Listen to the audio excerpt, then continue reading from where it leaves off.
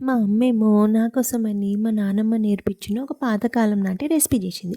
అదేంటంటే కొద్దిగా శనగపప్పు, కందిపప్పుని బరకగా అంటే దొడ్డుగా పట్టించుకొని దాంట్లోనే పసుపు, ఉప్పు, కారము, ఎల్లిపాయలు, ఉల్లిపాయలు, జీలకర్ర అన్నీ ఏసేయాలి.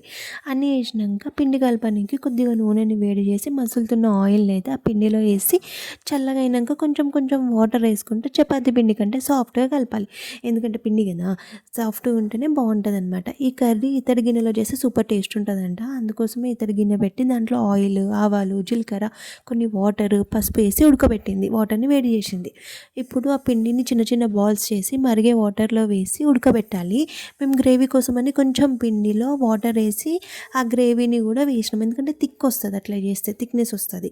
20-30 మినిట్స్ అయినంక ఇట్లా అయితది. ఇట్లా అయినంక కొంచెం కొత్తిమీర చల్లుకొని దింపేస్తే అయిపాయే. వేడి వేడి అన్నంలో పోపు నూనె ఏసుకొని, ఆ కర్రీ ఏసుకొని తింటే ఉంటది. సూపరో సూపర్. మీరు కూడా ట్రై చేయండే.